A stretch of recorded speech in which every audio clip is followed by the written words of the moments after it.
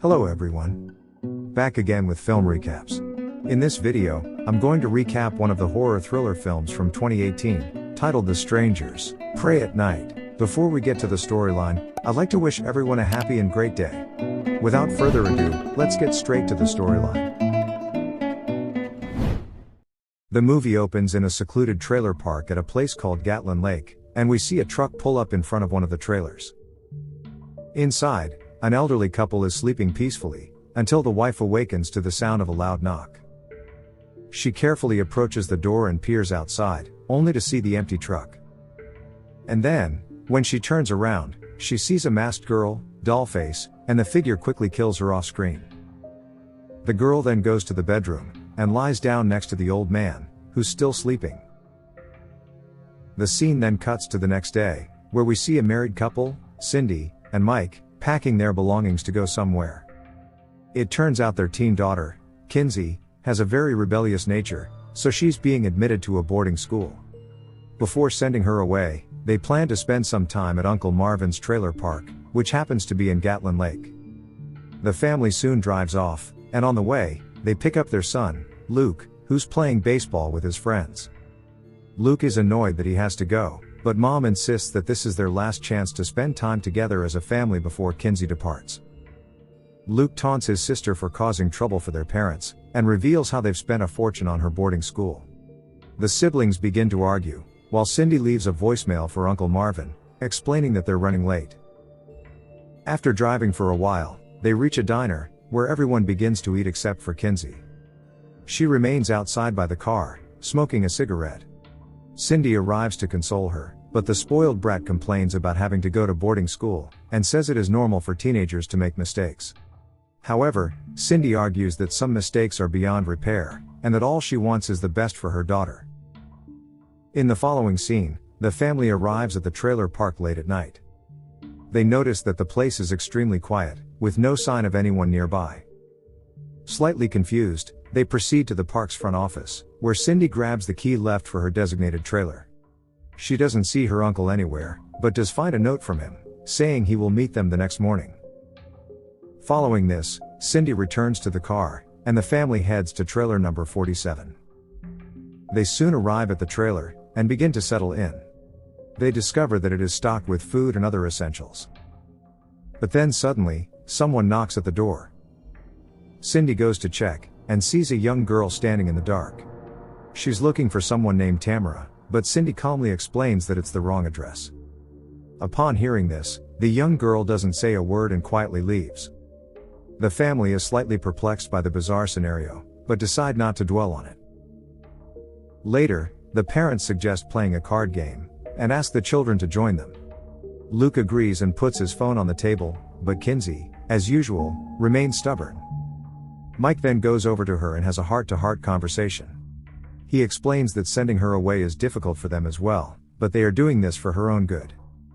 Upon hearing this, Kinsey finally puts her phone down, but then storms out of the trailer in anger.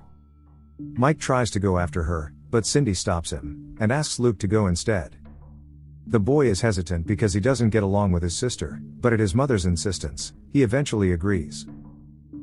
After searching for a while, he eventually finds her smoking alone.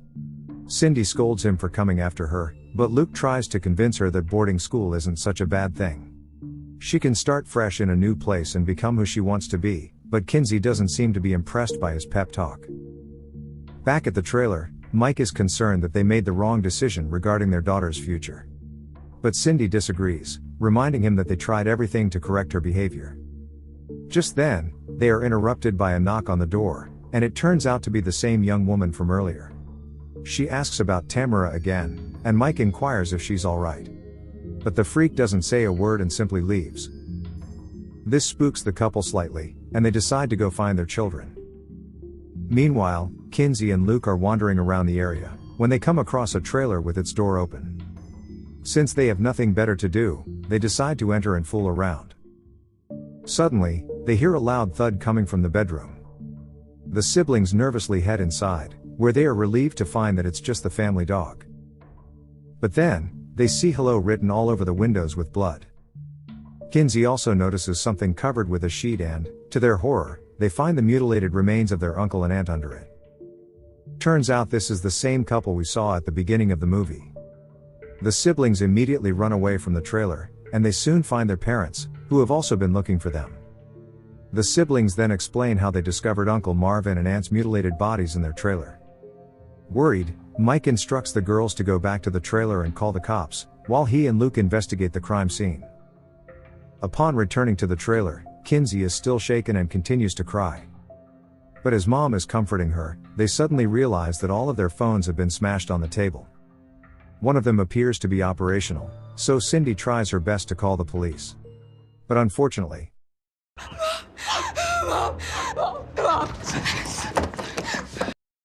Dollface appears at that moment and ready to kill them. The mom and daughter immediately run to the bathroom and lock the door. However, they know that it is only a matter of time before the freak breaks in.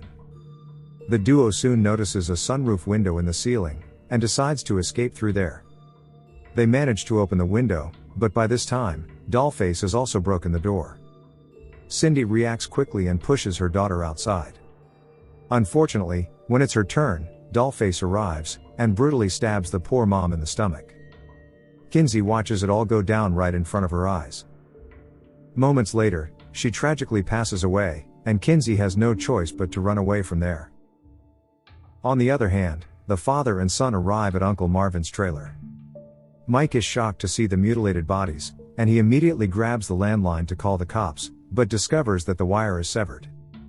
Mike then plays the voicemail Cindy had left for Uncle Marvin in the morning. This makes them realize that the killer must have heard the message and was waiting for them to arrive. Just then, a rock flies through the window. When they look outside, they are horrified to see a man wearing a sack mask, with an axe in hand. The two quickly hide, and Mike recalls that Uncle Marvin used to have a gun. After some searching, he eventually finds it in a drawer and loads it. He then calls out to the masked man, stating that he has a gun and will use it in 5 seconds. Mike starts counting to 5, and when he looks outside again, the masked man is gone. Taking advantage of this, the father and son run away from the trailer. In another scene, Kinsey arrives in front of a fence, but struggles to escape through it. Dollface continues to chase after her, forcing her to run in the other direction. On the other hand, Mike and Luke return to the trailer, and discover their phones smashed and the bathroom door destroyed. A worried Mike then goes to the bathroom, and becomes distraught to see his wife's lifeless body. Luke also rushes to see her, but Mike stops him. He urges his son to be strong as they need to find Kinsey. Next, the two head outside and drive off in their car, while calling out for Kinsey. But then, someone throws a brick at their windshield, and they end up crashing into a trailer. In the meantime, we see Kinsey frantically wandering around, looking for help. She soon notices someone in a car flashing lights at her. She calls out to the person, but it turns out to be the masked man, who begins chasing after her. A horrified Kinsey makes a run for it, and seeks refuge inside a playground tunnel. When the car arrives in front of tunnel, she screams at the killer to leave her alone. But then all of a sudden, leave us alone! But we've just started. A third masked killer named Pinup Girl appears, and states that they're just getting started, so Kinsey dashes away from there. Meanwhile, in the car crash, we see Mike seriously injured, and pinned to his seat by a wooden beam. Realizing that he's not going to survive, he urges his son to leave. Luke asserts that he's not going to leave without him, but Mike says that his sister needs him more. He also hands him the loaded gun for protection, so a tearful Luke bids goodbye to his father, promising to return back soon. As soon as he leaves, the masked man appears and silently gets inside the car. Mike begs him to leave his family alone, and questions why he's doing all this.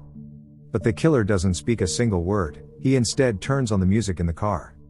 Mike realizes his end is near and begins to curse him, so the killer swiftly finishes him off with a single stab to the throat. In the next scene, Kinsey runs into another trailer to hide. She soon hears music coming from the bedroom, so she follows the sound, until she comes across a Jack-in-the-Box toy.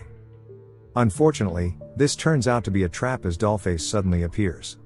She stabs Kinsey's arm and leg, right when Luke shows up and points his gun at her. The freak doesn't appear to be intimidated, and calmly asks if he's going to shoot her. However, Luke can't bring himself to pull the trigger.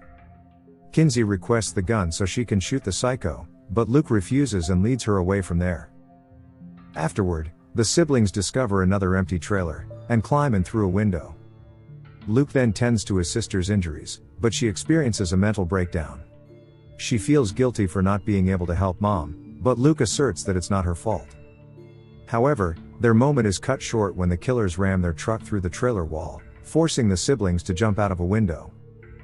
While fleeing, Luke notices that his sister's leg is severely injured, and she's unable to run.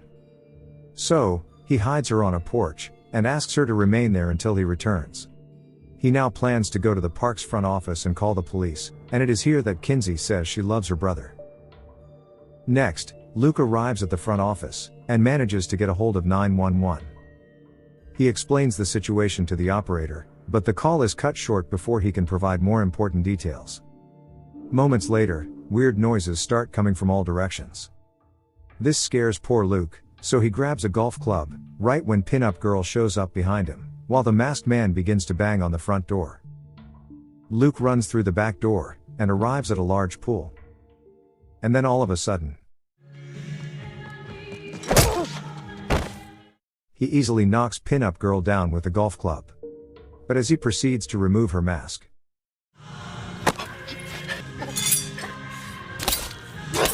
Luke repeatedly stabs her until she's dead. Unfortunately, Luke doesn't even get a chance to recuperate, as the masked man appears with his classic axe. He swings his axe at Luke, causing both of them to fall into the pool. A fierce underwater battle then ensues, but Luke ends up dropping his knife. He then tries to run away, but the masked man easily catches up to him, and stabs him in the back. The psycho leaves the boy to die from his injury while he goes after the last target. Moments later, we see Luke vomiting blood, and it seems like he's not going to make it. But just then, Kinsey arrives, drags him out of the pool, and hides him in a corner. His condition is very bad, so she asks him to stay here while she goes to find some help. After this, Kinsey limps toward the road, where she luckily comes across a police truck. The officer sees her bloodied state and asks what's going on. Kinsey anxiously begs for help, but neither of them notice Dollface approaching as she slashes the officer's throat. This traumatizes Kinsey, and she immediately runs inside the police truck, but realizes that the keys are missing. At this point, Dollface appears outside the window and taunts her by showing the keys. She then forces herself in and starts her onslaught. But fortunately, Kinsey manages to grab the officer's shotgun, and blasts the killer away. She then sees Dollface on the verge of death. Kinsey removes her mask, and questions, "Why are you doing this?" But Dollface simply says, "Why not?"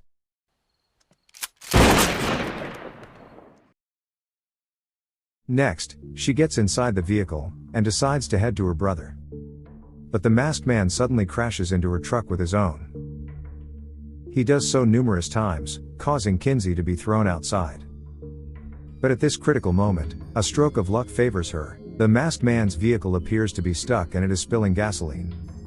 Taking full advantage of this opportunity, Kinsey brings out her lighter and ignites the fuel, causing both vehicles to explode. During this, she assumes the killer is finally dead, but to her horror, he starts driving toward her even in the burning car. A helpless Kinsey runs to a small, narrow bridge, where she collapses due to her injury. Soon after, the masked man emerges from his truck, armed with an axe. The majority of his body is burnt, and a large piece of glass has impaled him in the abdomen. He somehow pulls the glass out, but soon loses consciousness due to his injuries. After this, Kinsey walks to the main highway where she manages to stop a vehicle.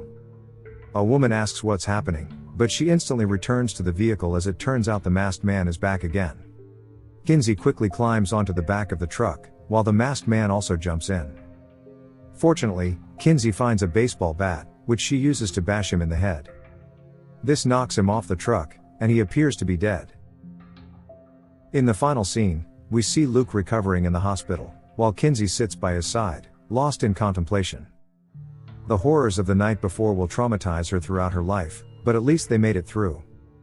But before the film ends, she hears a strange sound outside the room, followed by a knock on the door.